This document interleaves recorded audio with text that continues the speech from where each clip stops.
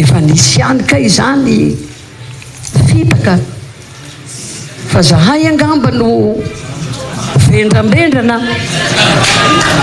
ka dia nandeha ampinona sy ambatokisana dia nanjohy anambotsirohitra kinanjo fanditra tanteraka ny tao Ramatoa Kristina Razanamaso no olana mamboly sy mitondra olana eo amin'ny firenena sy manakorotana saim-bahoaka izy. Tsy nahafaly ny antoko politika TGV, vovonana IRD, vovonana UPAR ny fanambarana izay nataon'ny Ramatoa Kristina Razanamaso filohan'ny antenimieram-pirenena tamin'ny asabotsy 13 Martsa 2024 lasa teo. Tsy ankasitrahany antoko politika TGV sy vovonana UPAR ny filazan'ny Ramatoa Kristina Razanamaso tafalatsaka ao anatin'ny fahasahiranana sy fahantrana lalina i Madagasikara. Sahirana ny vahoaka mijaly. Ny tena nahasorenany antoko politika TGV sy vovonana UPAR taminy dia ny fikitikitian'ny tolona izay natao tamin'ny 2024. Vokatra izany rehetra izany, tsy niandrielana antoko politika TGV sy vovonana UPAR fa nanao fanambarana avy hatrany androany ho valin-kafatry ny lahateny izay nataon'ny Ramatoa Kristina Razanamaso tamin'ny sabotsy lasa teo. Tsy ela dia nanao fanambarana Ramatoa Kristina Razanamaso amin'ny mahafilohan'ny antenimieram-pirenena azy izay nitanterahany tao amin'ny faritry ny lapan'ny antenimieram-pirenena. Izany dia narahany fanapahan-kevitra sy fihetsika izay sady tsy nifampiarahany tamin'ny antoko TGV IRD no tsy nifanaraka amin'ny foto-kevitra politika ijoroan'ny antoko manoloana ny raharaham-pirenena. Izany fanambarana sy fihetsika nataon'izany dia safidiny irery, fanapahan-keviny irery ary azy samy irery. Mazava fa endrika fanonganam-panjakana izao nataon'ny Ramatoa Kristina Razanamaso izao ary fanoherana sy fitsipahana ny vahoaka malagasy efa naneo ny safidiny. Nanambara avy tao amin'ny antoko politika TGV fa saharotony tena saharotony izy ireo amin'ny fiarovana ny tombotsoan'ny pirenena. Ireny fanambarana nataon'ny Ramatoa Kristina Razanamaso ireny dia tsy niarana tamin'ny antoko politika TGV fa azy irery manokana ireny. Mahita izy ireo fa miendrika fanonganam-panjakana ny lahateny izay nataon'ny Ramatoa filohan'ny antenimieram-pirenena. Toy ny eloka be vava ny fanambarana izay nataon'ny Ramatoa filohan'ny antenimieram-pirenena tamin'ny asabotsy lasa teo hoy solombavam-bahoaka Nina. Satria ny zavatra tsikaritra dia tsy fanambarana tsotro izao no nataon'ny Ramatoa Kristina Razanamaso fa fambolena korontana, mifono fanakorontana saim-bahoaka. Notsopiany mazava tsara fa ny filohan'ny antenimieram-pirenena dia olona mpamadika palitao, olona tsy mena mivadika amin'ny fikatsahana ny tombotsoany manokana. Azo lazaina hoe kabehivavana ny solombavam-bahoaka no mitsipaka ny safidim-bahoaka amin'izao iafarany fotoana fiasany eny amin'ny antenimieram-pirenena izao ka mandrovitsy sy manao ny fomba rehetra ampisara-bazana. Nilaza Ramatoa Kristina Razanamaso fa olona no olana eto amin'ny firenena fa tsy nirafitra voapirofo amin'ny zava-misy amin'izao fotoana izao fa Ramatoa Kristina Razanamaso no olana mamboly sy mitondra olana eo amin'ny firenena sy manakorotana saim-bahoaka izy. Manakorotana saim-bahoaka izy no mpamadika palitao noho ny tombotsoany manokana noho ny fitiavan-tena ka tsy mitsinjo ny vahoaka ary tsy manisy asiny ny raha nireo marikioran'atsaka tamin'ny 2009. Solombavam-bahoaka mila vonjy Andreas Philobert mahita fa miendrika faniratsirana olona ny lahateny izay nataon'ny Ramatoa Kristina Razanamaso. Miendrika fanaovana tsinotsinona ny tolona izay natao tamin'ny 2024 ny lahateny izay nataon'ny Kristina Razanamaso tamin'ny sabotsy lasa teo. Ity solombavam-bahoaka ity mahasamby laza fa raha nisy ny filohan'ny antenimieram-pirenena izay ratsy fitantanana indrindra dia i Ramatoa Kristina Razanamaso no ao anatin'ny lisitra voalohany. Tsy mbola nahita fitantanana ratsy noho ny fitantanan'ity Ramatoa filohan'ny antenimieram-pirenena ity izy. Ndao arahantsika ny fanehoan-keviny. Ramatoa Kristina Razanamaso foa dia irahantsika mahita iny kabary natao amin'iny a fa teny tsy araka ny eritseretanazy mahareny ary mahafilohany zany androm-panjakana azy zany satria ataontsika angamba samy niarana heno a ny faniratsirana olona ankolaka na miendrika mivantana amin'ireny kabary zay nataon'ny filohany teny mera-pirenena ireny.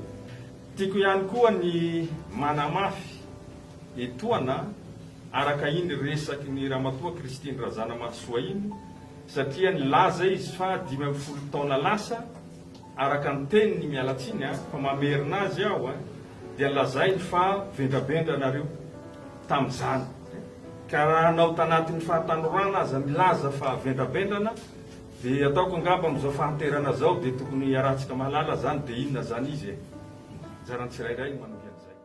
Nanamafy ihany koa ny sombavambahoaka Joseline Maxime manoloana ny fanambarana izay nataony filohan'ny teny meram-pirenena. Nilaza izy fa tsy azo ekena ary tsy ekena antoko politika TGV ny fihetsika izay nataon'ny ramatoa Christine Razanamasoa.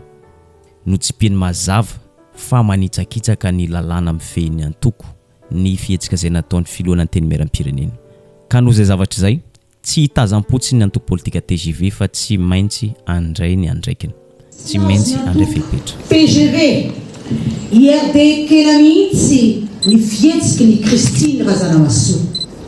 Raha natolotry ny TGV IRD ho kandidany antoko solombavambahoaka i ramatoa Christine Razanamasoa dia nanao sonia taratasy manaiky fa anaja antsakany sy andavany ny fitsipika ny antoko sy ny foto-kevitra hijoroany ary anatanteraka ny toromarika sy ny baiko ny antoko zay nanolotra azy ho fidina ka tsy hiala amin'izany eo amin'ny fanatanterana ny andraikitra mahasolombavambahoaka azy. Samy notsipiany notsipahany anefa ankehitriny na ny antoko nanolotra azy na ny vahoaka naneo misafidiny noho ireo antony maro voalaza ireo ary dia manambara ny antoko TGV IRD fa tsy hilefitra hary andray ny fepetra mifandrify amin'izany. Saika mitovy daholo ny fihetsika izay nataony antoko politika TGV nanoloana ny fanambarana izay nataony ramatoa Christine Razanamasoa na dia amin'ny toerana samihafa aza nanaovan'izy ireo fanambarana. Ny fanambarana izay navoaka ny reto solombavambahoaka ireto dia mitaky ihany koa ny andraisana fepetra farak'izay aingana amin'ny ramatoa Christine Razanamasoa manoloana ny fanitsakitsahany lalàna mifehy ny antoko politika TGV. Fanambarana manoloana ny fanambarana nataon'ny ramatoa Razanamasoa Christine dia manao zao fanambarana zao zay solombavambahoaka. Vao navita fifidianana filoham-pirenena lan'ny vahoaka maronisa ary nekeny fianakaviam-beresan'ny pirenena ny firenena malagasy zay navoafidin'ny filoham-pirenena Andry Rajoelina. Manoloana zany dia mila fitonena ny firenena. Manoloana zany rehetra zany mipetraka ary ny fanontaniana fa mba inona loatra ary ny fihetsika izay nataon'ny ramatoa Christine Razanamasoa ka mahatonga ny antoko politika TGV tsy tafapetraka matahotra miorooro taoriany fanambarana izay nataon'ny ramatoa filohan'ny teny meram-pirenena. Ndao asongaditsika ireo teboka efatra izay noresahany. Ny voalohany nilaza izy fa tsapa ny fahoriana izay mianjady amin'ny vahoaka malagasy. Herina avokoa ny fitarenan'ny vahoaka manoloana ny fahasarotam-piainana eto Madagasikara. Tsapako tsy heno ireo fitalahona, tsapako sy reko ny fitarahana amin'ny fahasarotana ny fiainantsika. Reko ny tarainanareo tanora, reko ny tarainanareo rehetra izay tonga eto. Tsapako ary reko miadiny amin'ny fiainana. Nampatsiahy ny fitondram-panjakana ankehitriny izay tarin'ny filoha Andry Nirina Rajoelina izy fa tsy izao fahasahiranany malagasy izao no ny fanarana tamin'ny nanao fitakiana tamin'ny 12 taona lasa izay. Nampatsiahy ny mpitondra ankehitriny ny tolona izay natao teny Ambotsiroatra mahakasika ny fitakiana amin'ny fahafahan'ny vahoaka malagasy sy fahafahan'ny Madagasikara ao anatin'ny fahantrano. Ny zavatra tsapana ankehitriny toa fahafahana sarintsariny no iainan'ny vahoaka malagasy toa fahafahana sarintsary no lalovany Madagasikara ankehitriny. Ary ity lahateny nataony ity no tena tsy tiana antoko TGV indrindra. Ilaina pahatsahivana ve ny akarana tao ambotry rohitra ka nilazana fa hoe hody fa Saodia fa izahay kosa izay te nandeha tao anatin'ny finoana tanteraka dia izay te handala zany natao hoe fahafahana dia nanjohy anambotsy rohitra kinanjo fandritra tanteraka ny tao kinanjo pseudo fahafahana no hita sy no raisina.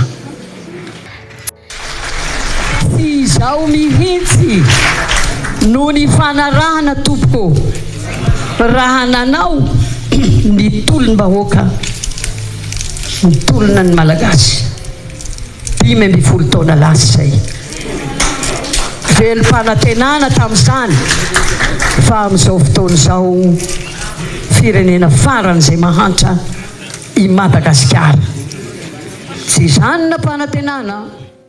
Efa fantapantatry ny filoana ny teny meram-pirenena ihany fa tsy maintsy isy ny tsy ankasitraka ny lahateny izay nataony. Fa kosa nilaza izy fa tsy maintsy misintona lakolosy raha ohatra ka misy zavatra tsy maintsy resahana. Tsy maintsy miteny izy raha ohatra ka misy zavatra tiana ambara. Rehefa hita mibaribary fa sahirana ny vahoaka dia tsy maintsy lazaina hoe sahirana. Rehefa hita tafalatsaka ao anatin'ny fahantrana lalina i Madagasikara dia tsy maintsy resahana izany. Amin'ny mahafiloana ny teny meram-pirenena azy dia tsy afaka ny angina manoloana ny zavatsarotra sedrain'ny vahoaka malagasy ankehitriny. Nosoritany mazava fa na dia manohana ny fitondrana azy izy ankehitriny dia tsy afaka ny iray tsikombakomba na iray lalana amin'ny olona izay hitondra ny firenena any amin'ny lalana tsisy. Ka izay no mahatonga azy miteny misintona lakolosy. Ao anatin'ny fitondranany aho hoe anareo ihany ro niteny hoa legitime sady legal ianao kanefa tsy voatery noho ny fahasarotana miantso sy manery na ao ny legitimité na ao ny légalité dia tsy maintsy mijoro mampaneno lakolosy manambara ny fahasahiranana sy ny loza mita tao ho an'ny tanindrazantsika ity. Adidiny ihany koa no miteny ireo tsy mety satria tsy miray tsikombakomba amin'ny fitondrana vahoaka amin'ny lalana tsy izy ny tenany hoy Christine Razanamahasoa. Adidiko ny milaza an'izany satria olo-boafidy aho tompoko hihain'ny feon'ny vahoaka gnay vahoaka no nahatongavana amin'izao maso olom-bavam-bahoaka izao ka tsy hotsiny ary tsy hiray tsikombakomba kosa amin'ny fitondrana ny vahoaka any amin'ny lalana izay izy. Tsy vitany sintona lakolosy ihany ny filoana teny meram-pirenena fa nametraka vahaolana. Noho izany nanao antsoavo izy hoe ndao ifanome tanana, ndao hiara entana, ifanoana hiaraka hitady vahaolana mba hahafahan'ny Madagasikara miala ao anatin'ity fahantrana ity. Inary ny vahaolana asa miandry ny vavako hiteny agnareo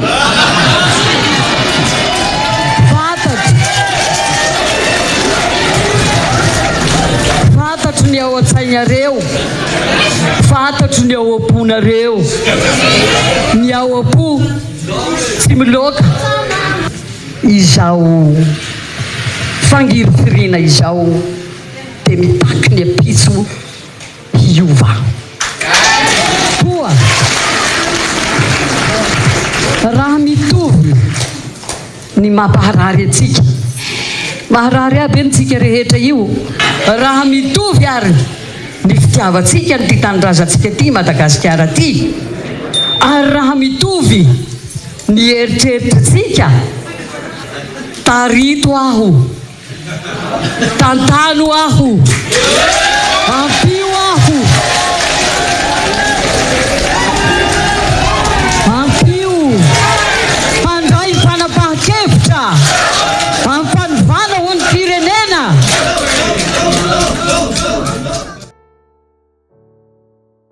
Eto ampamarana dia zao araka nitatsika dia mamay vai ny toedra rahampirenena ito amintsika. Mitaky ny andraisana fepetra farak'izay aingana amin'ny Ramatoa Christine Razanamaso ny antoko politika TGV. Tsy mahafaly izy ireo ny lahateny izay nataony tamin'ny asabotsy lasa teo. Tsy mahafaly azy ireo ny filazany fa mahantra i Madagasikara. Tsy mahafaly azy ireo ny filazany fa fahafahana sarintsariny no iainan'ny vahoaka malagasy ankehitriny. Fahafahana sarintsariny no lalovan'ny Madagasikara ankehitriny. Mbola miaina ao anatin'ny fahantrana isika malagasy. Mbola tsy fantatra hatreto hoe inona ny fepetra ho raisin'ny antoko politika TGV sady ny fotoam-piasan'ny solombavambahoaka sy ny filoana teny meram-pirenena efa madiva ifarana ihany koa. Araka izany dia miandry izay ho toy ny tirara politika mafana ity isika. Ary izay ihany koa ny mamarana ny videontsika androany, azadino misabone sy manisy izay amin'ny videontsika amin'ny manaraka indray.